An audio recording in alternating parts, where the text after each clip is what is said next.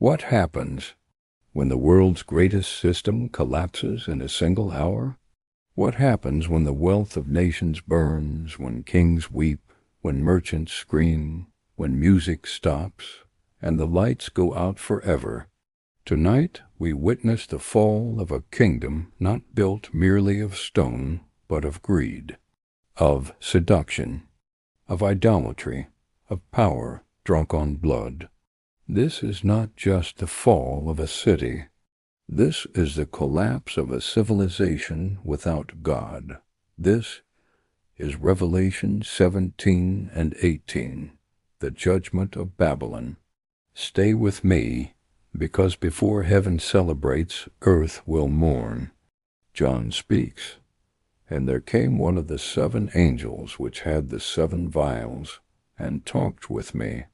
The angel says, "Come here.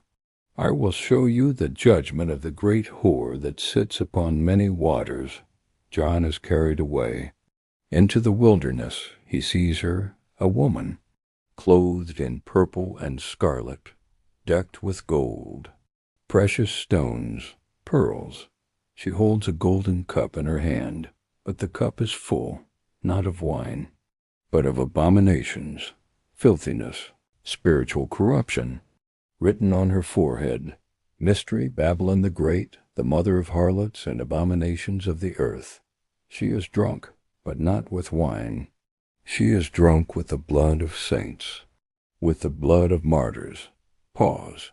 This is not just immorality. This is persecution. This is a system that feeds on the faithful.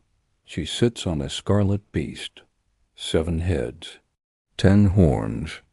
The angel explains, "The beast that you saw was and is not, and shall ascend out of the bottomless pit." This is the same beast from Revelation 13, the Antichrist system. But notice, the woman rides the beast. For a time, religion and political power cooperate.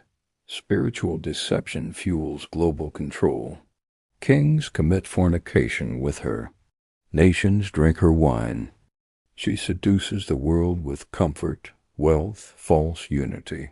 But then something shifts. The angel declares, "The 10 horns shall hate the whore." The beast turns on her. The system devours its own corruption, and shall make her desolate and naked, and shall eat her flesh, and burn her with fire. Why? For God has put it in their hearts to fulfill his will. Pause. Even in chaos, God is sovereign. Another angel descends. The earth is illuminated with his glory. He cries, "Babylon the Great is fallen, is fallen. She has become the habitation of devils, a cage of every unclean spirit." Then a voice from heaven, "Come out of her, my people, that you be not partakers of her sins." This is mercy. Before judgment falls, God calls his people out. Separation precedes protection. Babylon was more than a city. It was a marketplace. Gold, silver, fine linen, silk, scarlet, ivory, precious wood, cinnamon, wine, oil, and then slaves and souls of men. Pause. Human trafficking, exploitation, profit over people. The merchants cry, "No one buys our merchandise anymore." They stand far off, afraid of her torment. In 1 hour, so great riches came to nothing. The kings weep. The shipmasters cry. Trade routes collapse. Economies shatter. The global system implodes in a single prophetic hour, and the voice of harpers and musicians shall be heard no more at all in you. Music stops. Weddings cease. Craftsmen disappear. Light goes dark, because by her sorceries were all nations deceived, and in her was found the blood of prophets and saints. Babylon falls because she persecuted truth. John hears something new, not weeping, not terror, but thunderous praise. Alleluia! Salvation and glory and honor and power unto the Lord our God. Heaven celebrates, because judgment is justice, for true and righteous are his judgments. The smoke of Babylon rises forever, the 24 elders fall down, the 4 living creatures worship, and a voice says, Praise our God, all you his servants. Pause. Earth mourns loss of luxury.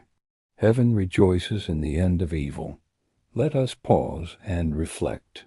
Babylon represents pride without repentance, wealth without compassion, religion without holiness, power without accountability, culture without God. She glittered. She prospered. She influenced kings, but she ignored righteousness, and in 1 hour she collapsed. This is a warning. Every generation builds its Babylon. Every culture is tempted to idolize comfort. Every system risks corruption, but God sees, and God judges. Where is Babylon today? It is anywhere where profit replaces people, where entertainment mocks holiness, where truth is traded for popularity, where believers are silenced, where blood is shed without remorse. The call remains. Come out of her, my people. Separation is not isolation, it is allegiance. You cannot drink from Babylon's cup and expect heaven's reward. The fall of Babylon clears the stage. The counterfeit bride is destroyed. Now the true bride will appear. The marriage supper is coming. The king is preparing to ride. The world system falls so the kingdom of Christ can rise.